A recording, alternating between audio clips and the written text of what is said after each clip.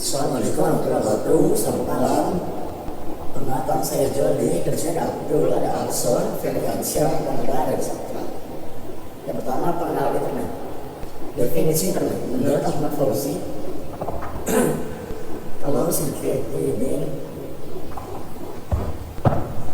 oke. Tolong sebentar lagi sedikit lagi. Satu, definisi internet. Menurut Ahmad Fauzi dalam bukunya yang berjudul Pengenalan Teknologi Informasi, internet merupakan media komunikasi. Internet merupakan media komunikasi menggunakan jaringan komputer dan saluran telekomunikasi yang saling dihubungkan.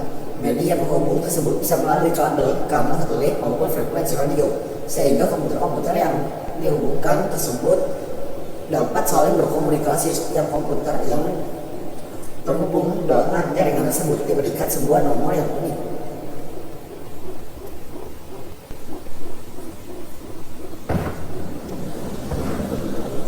Dua, sejarah singkat internet.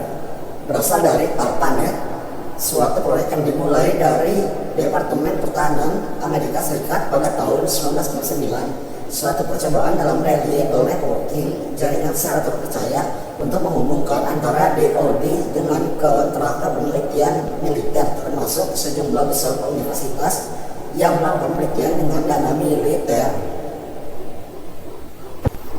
Oke, untuk selanjutnya akan dilakukan oleh teman saya, yaitu Arson. Yang ketiga ada kebutuhan untuk koneksi internet. Ada modem, telepon, software, internet service provider. Yang pertama ada cara mengakses internet. Ada berbagai cara dalam mengakses internet, yaitu warung internet, sarana internet pada perusahaan atau kampus, dan dengan cara berlangganan. Yang kedua, cara menjalankan internet. Menggunakan menu, klik start, program Internet Explorer, menggunakan ikon di desktop, menggunakan ikon di taskbar. Yang berikut ada istilah dalam internet. Yang pertama ada website. Website itu adalah tempat sekumpulan halaman web milik seseorang atau suatu perusahaan dikumpulkan dan dikemas. Yang kedua ada homepage. Istilah untuk menyebutkan halaman pertama yang akan muncul jika sebuah situs web diakses. Yang ketiga ada URL atau Universal Root Locator. Alamat yang unik dan khas setiap halaman dan situs dalam www. Yang keempat ada protokol, suatu mekanisme yang sudah distandarkan untuk mentransfer atau manipulasi data. HTTP, suatu protokol internet yang digunakan oleh www. Host, alat yang memiliki internet protokol atau IP address di suatu network TCP atau IP atau internet. Hypertext Markup atau HTML, suatu bahasa yang menggunakan tanda-tanda tertentu untuk menyatakan kode-kode yang harus ditafsir oleh browser agar halaman tersebut dapat ditampilkan secara benar.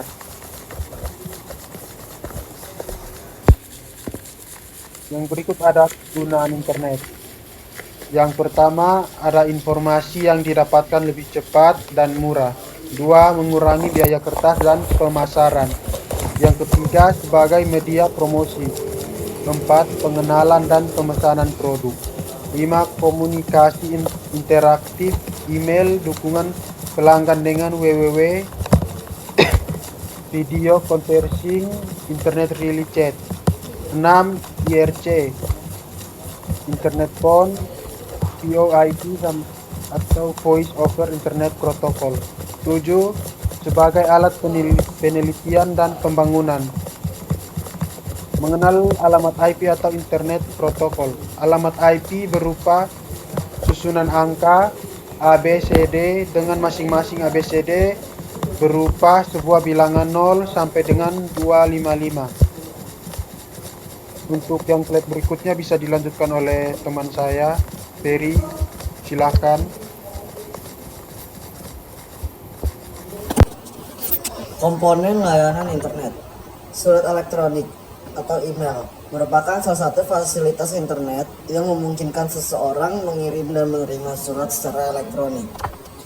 Newsgroup mirip dengan mailing list, merupakan aplikasi internet yang berupa buletin elektronik board, yaitu grup-grup diskusi lewat internet. Lalu mailing list adalah perkembangan dari email. Seseorang sudah mempunyai email dapat berlangganan member berita-berita, newsletter atau informasi-informasi lain dari suatu topik tertentu, atau sebagai wadah bergabung kelompok atau grup orang-orang dengan kesamaan atau hobi, pekerjaan dan sebagainya. Mirip dengan komunitas sahabat pena zaman dulu. Telnet adalah fasilitas memungkinkan seorang dapat menghubungkan diri ke komputer orang lain yang berjarak jauh. Jadi telnet memungkinkan PC ketika menjadi terminal untuk mengakses komputer. Jenis domain dari website. Ada banyak website dunia maya milik perorangan, perusahaan swasta, pemerintah, lembaga pendidikan dan sebagainya yang bisa kita ketahui dengan melihat subdomain di belakang domain websitenya. 1. ORG, organization. Lalu ada .ac, academic, .net, network, .mil, military, .gov atau .go, governance, atau edu, education. Definisi browsing. Jika kita ingin menjelajahi www, maka kita membutuhkan sesuatu aplikasi software yang disebut dengan browser.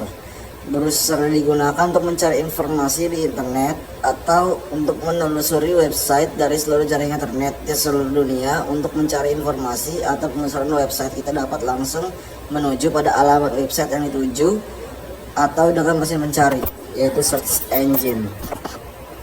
Oke, untuk slide selanjutnya akan dibacakan oleh teman saya. Oke, selanjutnya struktur alamat web. HTTP, service transfer yang digunakan di dalam web. Selain HTTP, Hypertext Transfer Protocol, juga ada FTP, File Transfer Protocol. Lalu ada www, yaitu alamat informasi di internet, dan juga ada contoh bsi.ac.id, yaitu alamat informasi yang dituju atau yang diinginkan dalam internet. Lalu website dan web hosting. Website atau situs adalah sebuah lokasi di internet yang memiliki akses ke semua pengguna internet dan dapat saling bertukar dokumen dengan cara menghubungkan salah satu sama lain dalam suatu jaringan yang saling terhubung melalui jaringan komunikasi seperti nirkabel, telepon. Lalu web hosting adalah tempat seseorang bisa menyimpan data atau dokumen di sebuah web server, dan data atau dokumen ini tersambung dengan internet dengan harapan dapat diakses oleh orang lain.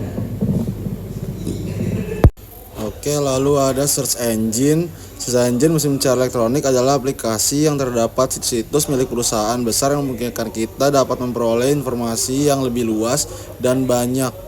Saat ini sudah ratusan ribu situs-situs website di dunia internet dengan berbagai macam ragam yang tidak mungkin ditemukan secara manual. Search engine. Karena banyaknya situs internet membuat kita kesulitan mencari informasi yang diperlukan. Untuk itulah fungsi search engine sangat berguna karena dapat mencari informasi yang kita butuhkan secara cepat. Untuk selanjutnya dilanjut oleh Rahman. 10 hak dan prinsip internet. Internet menawarkan kesempatan yang belum terjadi sebelumnya dalam mewujudkan akses manusia dan memainkan peranan yang makin penting pada kehidupan kita sehari-hari. Oleh karena itu, penting bahwa semua pelaku, baik publik dan swasta, menghargai dan melindungi hak asasi manusia di internet. 1. Keuniversalan dan kesetaraan. Semua manusia lahir bebas dan setara dalam harga diri dan hak yang harus dihargai, dilindungi, dan dipenuhi dalam lingkungan daring. Hak dan keadilan sosial. Internet merupakan ruang bagi penggalakan, pelindungan, dan pemenuhan hak asasi manusia dan kemajuan keadilan sosial. Semua orang ini memiliki tugas untuk menghargai hak asasi manusia lain di lingkungan daring. Aksesibilitas. Semua orang memiliki hal yang sama untuk mengakses dan menggunakan internet yang aman dan terbuka. Ekspresi berasosialisasi. yaitu semua orang yang berhak mencari, menerima, dan menyampaikan informasi secara bebas di internet tanpa penyelenggaraan atau campur tangan lainnya. Oke, sekian. Sekian presentasi dari kami. Kurang lebihnya mohon maaf. Saya ucapkan terima kasih. Bye bye.